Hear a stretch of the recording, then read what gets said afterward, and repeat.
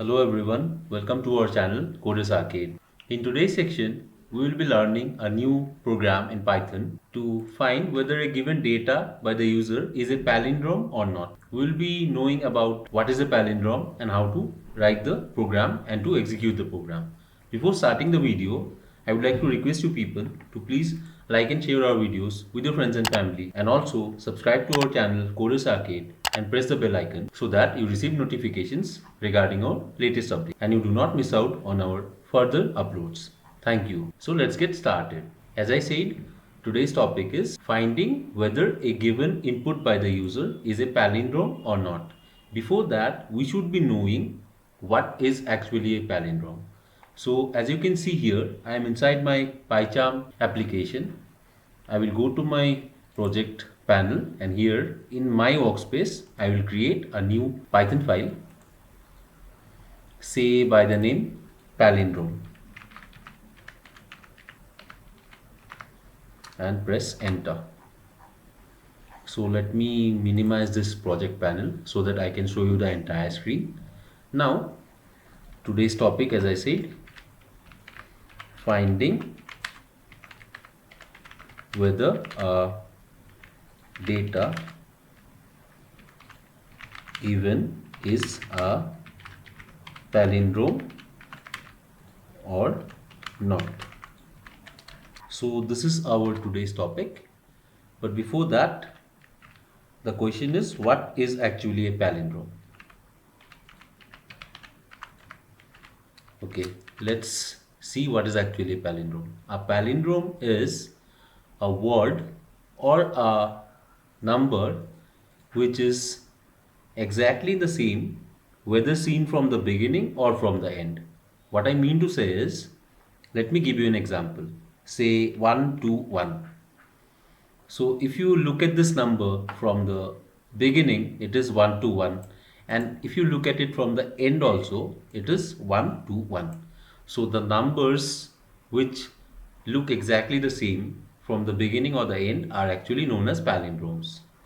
And in case of characters or strings also, let me take an example. Say madam, M-A-D-A-M. This is a palindrome because you can see that it starts with M-A-D-A-M, and from the end also, if I see M-A-D-A-M. So this is a palindrome. There are many more examples like the language Malayalam, M-A-L-A-Y-A-L-A-M. This is also a palindrome because you can see Malayam, and from the end also Malayam. So these are the examples of palindrome. It can be a number also, it can be a string also. So as you now know what is a palindrome, let us start by writing the logic of the program. So first, let me take a variable data where I will take the user input. So input function, and inside this I will tell the user to enter the required message or data. And to bring the control to the next line, I will be using the escape sequence, which is /n.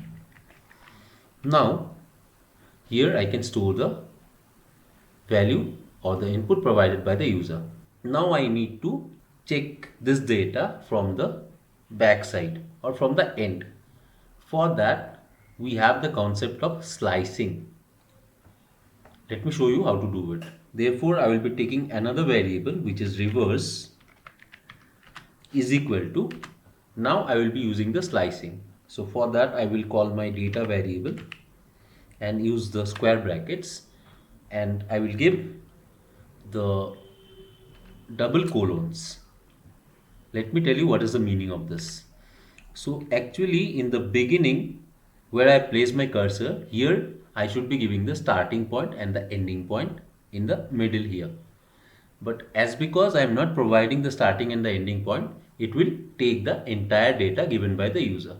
And finally, after the second colon, I will give the -1, which is actually the step. So we are telling the compiler that we want to start from the end of the data or the value that is contained in the data.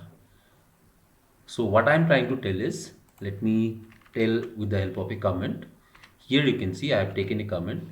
Suppose the data is MADAM, then I am telling the compiler that I want to slice this string but without taking any beginning or end slice. Therefore, when I am not giving any beginning and end points and giving the step, it will start from the last one because I am taking -1. So it will go from the back and go till the first letter.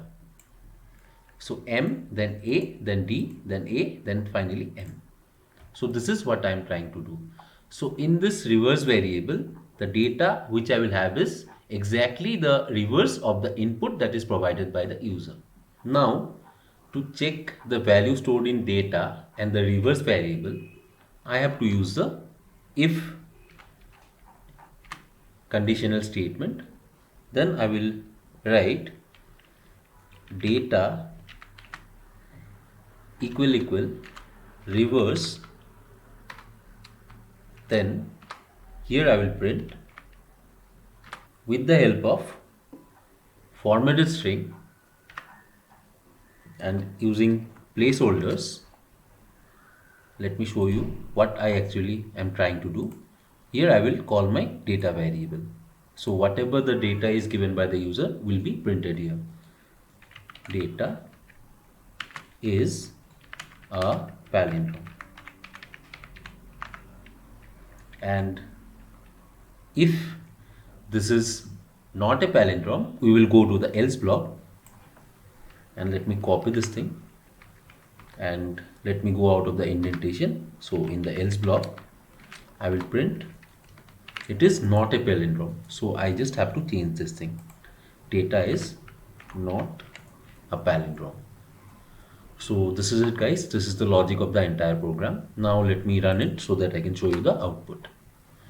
So I'm running it for you now. Right click and you can see run palindrome. So now it's asking me the required message or data. So let me provide 121 and press enter. You can see it says 121 is a palindrome. So our program is working correctly. Let us try some other values as well. So I will use the shortcut Shift and F10, and here I will give some other data, say MADAM, and press enter. So you can see Madam is also a palindrome. Let us try some data which is not a palindrome. So for that I will again run this program, and here I will give a value which is not a palindrome, say 1 2 3 4 5, and press enter. You can see it says 1 2 3 4 5 is not a palindrome. So our program is working exactly fine. So I hope you guys have understood the logic behind the program, and I hope that you have also understood what exactly a palindrome is and how to write the program and execute it. So this is all about this section, guys. Thanks for watching. If you have any doubts, you can post them in the comment section. I will be very happy to clarify those doubts. Thank you and happy learning. See you guys in the next section.